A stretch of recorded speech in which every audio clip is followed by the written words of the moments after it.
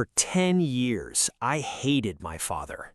Not the kind of hate that burns hot, the kind that settles into your bones, the kind that becomes part of your identity.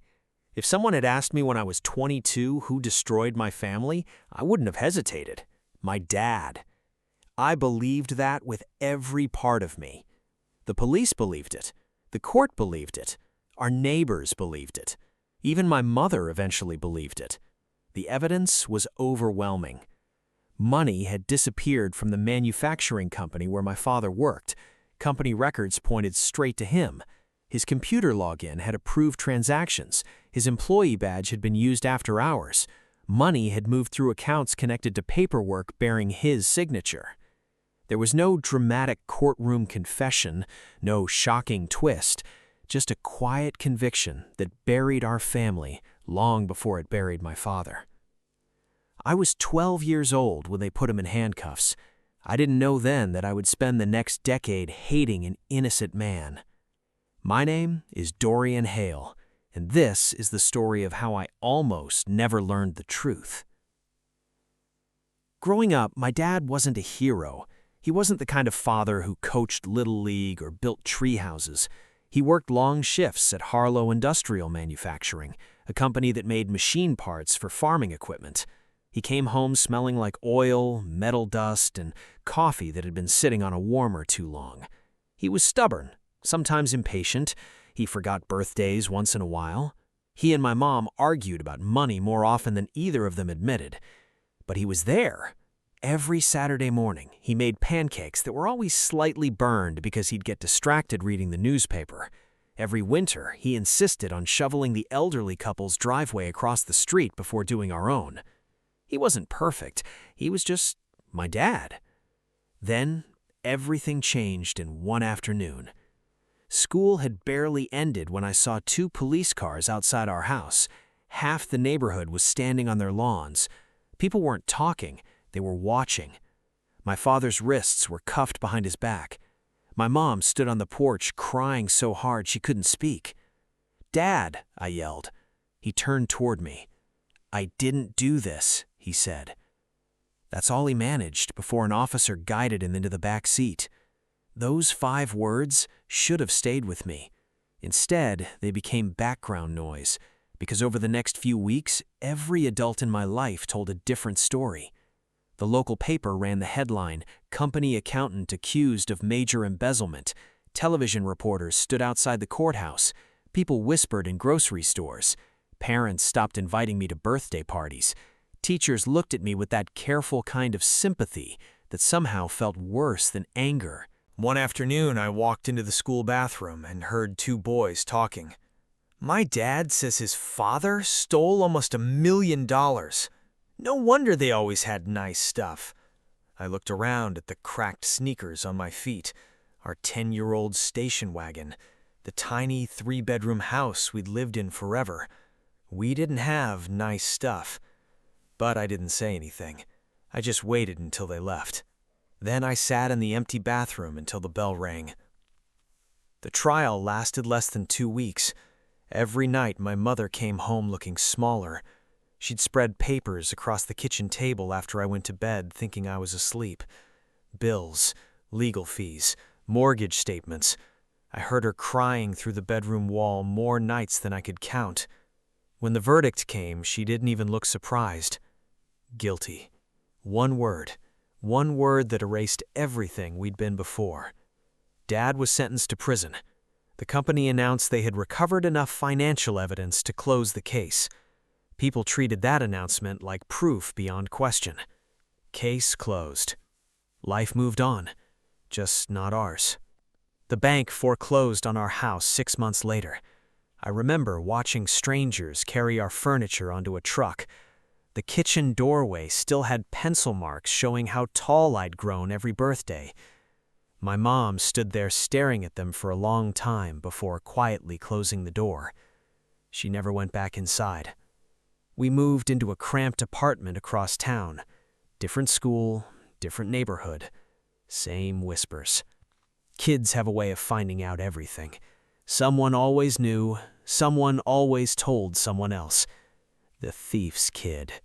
It followed me everywhere. I got into fights, not because I was tough, because eventually getting suspended felt better than pretending I couldn't hear them. Mom changed too. At first, she insisted Dad had been set up. She hired another lawyer, spent money we didn't have, made phone calls late into the night. Then the appeals failed. The lawyer stopped returning calls. The savings disappeared. Something inside her seemed to give up.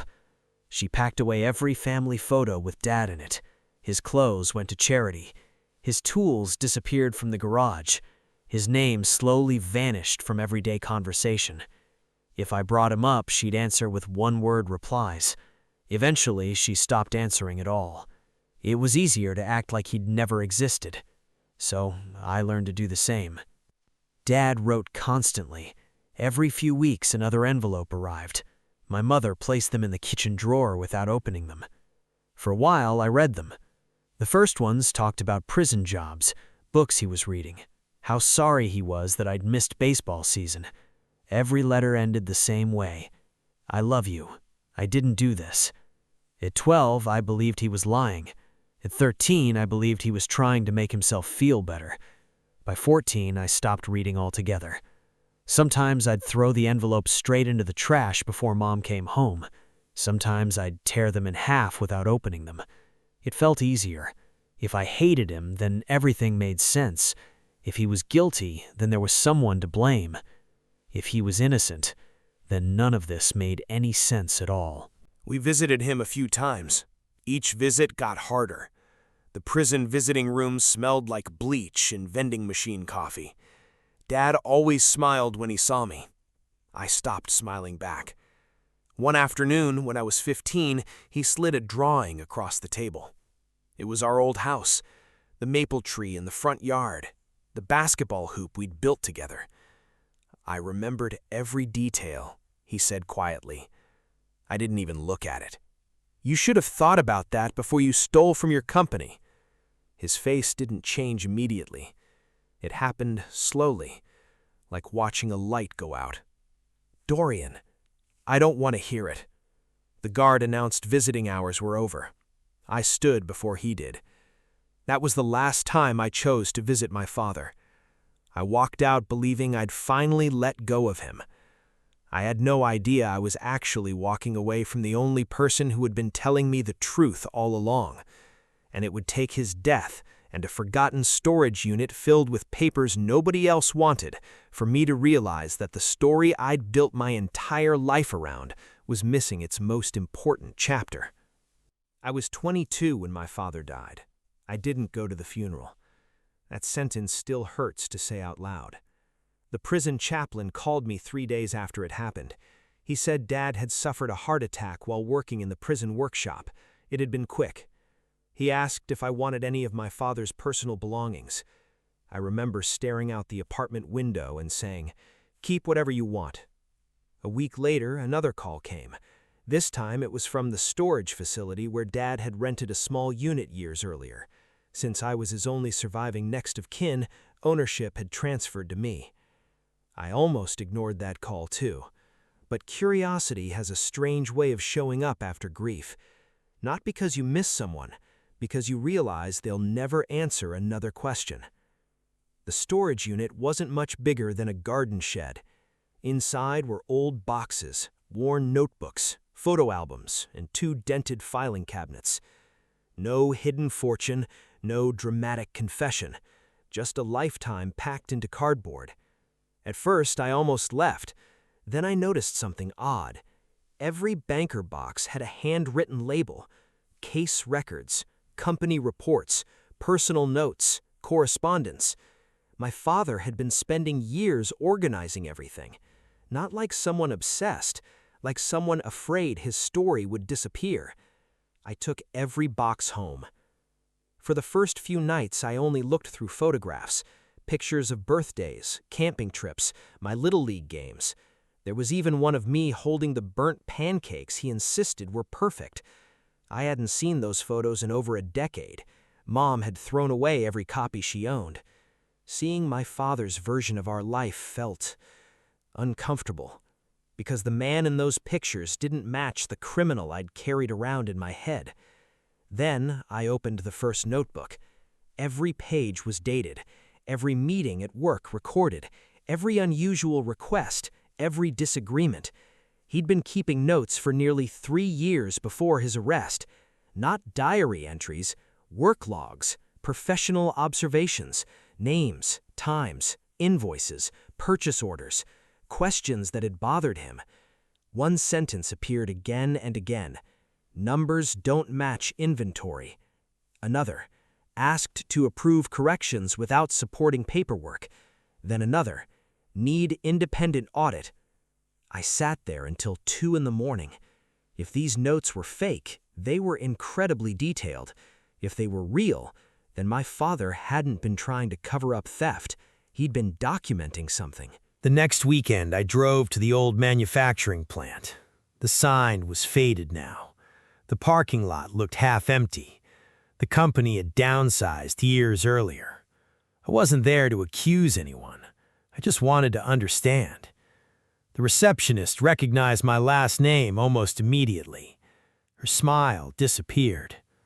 Oh, that one word told me everything. People still remembered. She eventually agreed to tell me who still worked there from my father's time. Only a handful. One name stood out. Martin Keene, former operations manager, still employed. I waited outside until his shift ended. He looked older than I expected. Gray hair, stooped shoulders. When I introduced myself, he froze. Dorian Hale. You knew my father. I did. There was a long silence. Finally, he sighed. I always wondered if you'd come around someday. Those weren't the words I'd expected. We met at a diner across town. Martin stirred his coffee for nearly a minute before speaking. Your father was difficult. I've heard. He questioned everything. That's usually what guilty people say. Martin looked directly at me. No. He shook his head. Guilty people avoid questions. He asked too many. That caught me off guard. Martin explained that my father had become increasingly concerned about inventory reports during the final year before his arrest. Large shipments were disappearing on paper. Replacement purchases appeared where none should have existed. Accounting adjustments became more frequent. He kept asking for outside auditors. What happened? Management said it wasn't necessary. Who was management? Martin hesitated. There wasn't just one person. That answer bothered me. Not because it was vague, because it was true. Large companies don't revolve around one villain. Decisions pass through layers. Mistakes get buried. Responsibility spreads thin. He wrote 3 names on a napkin. Elaine Foster, finance director. Russ Mercer, warehouse supervisor. Calvin Brooks, internal compliance. They all had reasons to dislike your father. Elaine Foster had supervised financial reporting. According to Martin, she and Dad argued constantly over expense adjustments. She claimed he was slowing down the department. He claimed he approved changes without documentation. Motive? Protecting her career if accounting problems surfaced. Opportunity? Complete access to financial systems. Russ Mercer controlled warehouse inventory. If inventory numbers were manipulated, his department would be at the center of it. Martin described him as charming, popular, the kind of manager nobody suspected. Dad apparently accused him of ignoring repeated inventory shortages. Russ dismissed them as bookkeeping errors. Calvin Brooks worked in internal compliance. Ironically, he was responsible for preventing fraud. Martin lowered his voice when mentioning him. Calvin hated investigations. Why? Every investigation reflected badly on his department. Dad had reportedly requested formal reviews several times. Calvin denied each one. Driving home, I realized something unsettling. Every one of those people had both motive and opportunity, and every one of them had benefited after my father's conviction. Elaine had been promoted. Russ stayed in charge of warehouse operations. Calvin's department closed the investigation within weeks. No further audits, no public questions. Case finished. Over the next month, I dug deeper. Public records, old newspaper archives, former employees willing to talk after all these years. Patterns started emerging. Not proof, patterns. One retired accountant remembered Elaine insisting that year-end reports be finalized unusually fast. A former warehouse clerk claimed inventory counts were often corrected after hours. Another employee remembered Calvin discouraging written complaints. Separately, each story meant very little. Together, they painted a company where people had stopped asking questions. But there was still one problem. None of it proved who had framed my father. Then I found something else. Tucked inside one of Dad's folders was a photocopy of a memo. Most of it looked ordinary. Budget discussions, inventory schedules. But one paragraph had been circled in red ink. Effective immediately, all after-hours accounting system access will require dual authorization. Below it, in my father's handwriting, were 6 words. Why was this policy ignored? I checked the date. The memo had been issued 6 months before his arrest, yet according to the prosecution's trial records, every suspicious transaction had supposedly been entered after hours using only my father's employee credentials. That shouldn't have been possible unless someone had bypassed the very security policy the company claimed to follow. For the first time in my life, I wasn't asking whether my father had stolen the money. I was asking a much harder question. Who had needed everyone, including me, to believe that he had? The memo changed everything, not because it proved my father was innocent, it didn't, but it proved the official story had holes no one had bothered to examine. I needed more than suspicion, I needed evidence. So I stopped looking for people with motives, I started looking for paperwork. One retired employee agreed to meet me after I explained who I was. Her name was Linda. She had worked in payroll for nearly 30 years before retiring. She said, "I remember your father. He was stubborn." I laughed. "I've heard that a lot." She smiled. "He wasn't always right, but he always wanted documentation." That word again, documentation. When I asked about the dual authorization policy, her expression changed. That caused quite a fight. Why? Because some departments said it slowed everything down. Did everyone follow it? She shook her head. No. Who didn't? She looked at me for a long moment. Accounting. Linda still had copies of old company newsletters and policy updates she'd kept in binders. Most of it wasn't useful. Then she found something. An internal email that had been printed for a staff meeting. It listed employees who'd received temporary exemptions from the dual authorization requirement while the new software was being installed. There were only 3 names. My father wasn't one of them. Neither was Russ. Only one name mattered. Calvin Brooks, the head of internal compliance, the man responsible for enforcing the very policy he'd been temporarily exempted from. That alone wasn't enough, but it narrowed the field a lot. I requested copies of the original court records. Reading them as an adult was different. At 12, I'd only heard headlines. Now I read every page, every exhibit, every witness statement. That's when I noticed something nobody had mentioned. Every piece of digital evidence had come from a report prepared by Calvin's department. There had never been an independent forensic review, no outside computer experts, no external auditors, just internal reports, prepared, reviewed, certified by Calvin Brooks, the same man who denied every fraud investigation my father requested, the same man whose department would have been blamed if someone else had been stealing from the company for years. Suddenly, the motive became painfully clear. If my father succeeded in forcing an outside audit, everything would have been exposed, not just missing money, a complete failure of compliance.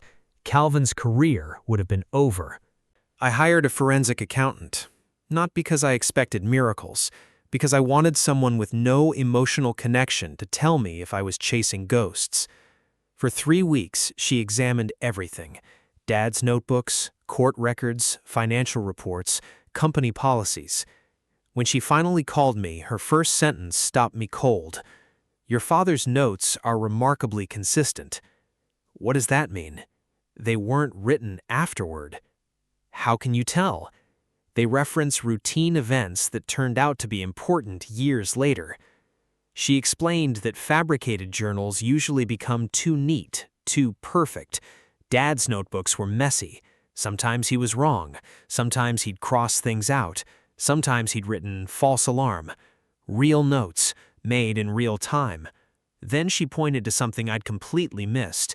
Every fraudulent transaction had been approved under my father's login, while security logs showed his employee badge entering another part of the building minutes earlier. At the time, investigators had treated it as normal movement, but when compared with building maps, it wasn't possible. He couldn't have physically reached the accounting terminal in time. Someone else had used his login, and because Calvin's department controlled access logs and system reports, they controlled the narrative. The case never went back to court. It couldn't. Too much time had passed. Too many records had been destroyed under routine retention policies. But the manufacturing company opened an internal historical review after seeing the evidence. Several retired executives were interviewed.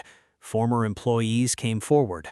One admitted that Calvin instructed staff not to document certain security exceptions during the software transition. Another remembered being told never to discuss failed audit requests. Piece by piece, the picture came together. There had never been one massive theft. Money had been siphoned away over several years through small accounting adjustments and inventory discrepancies. When my father refused to approve questionable records and demanded an outside audit, someone needed a believable suspect. Calvin didn't steal every dollar himself, but he buried the fraud, manipulated the investigation, used his control over compliance records to point everything toward the one employee asking too many questions: my father. Not because he was weak, because he was credible enough to blame and stubborn enough to become dangerous. A few weeks later, I opened the last unopened box from the storage unit. At the bottom was a bundle of envelopes tied together with faded string. Every single one had my name on it. Every single one had been returned, some because I'd thrown them away, some because I'd refused delivery after turning 18. There were dozens. I stared at them for nearly an hour before opening the first one. It was dated 3 months after my last prison visit. Dear Dorian, you don't have to forgive me for being angry. I know what this has cost you. If I were standing where you are, I'd probably believe the same thing. I keep hoping that someday facts will matter more than headlines.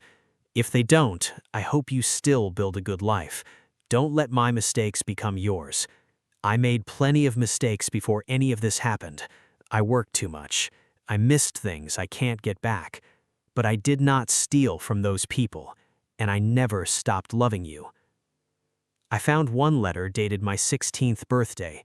Inside was $20 and a note that read, "Buy yourself something stupid and fun. 16 only happens once." The $20 bill was still folded inside. I'd never opened the envelope. I couldn't keep reading. I broke down right there on my living room floor. Not because the letter proved anything, because it didn't ask for revenge. It didn't blame my mother. It didn't blame me. The man I'd spent 10 years hating had spent those same 10 years trying to protect me from carrying his bitterness. The next morning, I drove to the cemetery. His grave wasn't hard to find. There were fresh flowers. Someone else had been visiting him. I stood there for a long time without speaking. Then I finally said the words that should have been said years earlier. "I'm sorry." The wind moved through the trees. Cars passed somewhere beyond the hill. Life kept going. I believed everyone except you. I placed one of his old notebooks beside the headstone for a moment before putting it back in my bag. I get it now. Not everything. Not the lost birthdays, Not the holidays we never had, not the years we couldn't undo, but enough. Enough to know that the man buried beneath my feet had lost far more than his freedom. He'd lost his family while he was still alive, and I'd helped that happen. People sometimes ask whether knowing the truth brought me peace. The answer is, not immediately. Truth doesn't rewind time. It doesn't give you one more conversation. It doesn't let you apologize while someone is still alive to hear it. What it did give me was something I never thought I'd have, the chance to remember my father as he really was. Not a saint, not a villain, just a flawed, hard-working man who refused to sign his name to something he knew was wrong. A man who paid for that decision with everything he had, including his son. If there's one lesson I took from all of this, it's that evidence matters, but so does asking who collected it, who benefited from it, and whether anyone ever questioned it. Because sometimes the easiest story to believe is the one that hurts the least, and sometimes hating someone is easier than admitting the truth is more complicated. If you've made it this far, thank you for listening to my story, and I want to ask you something. If you had been 12 years old, surrounded by adults who all believed the same thing, do you think you would have believed your father, or would you have believed everyone else? If this story stayed with you, don't forget to like the video and subscribe for more realistic, emotional stories every week. And I'd love to hear from you. Where are you watching from? Leave your country or city in the comments below. Thanks so much for watching, and I'll see you in the next story.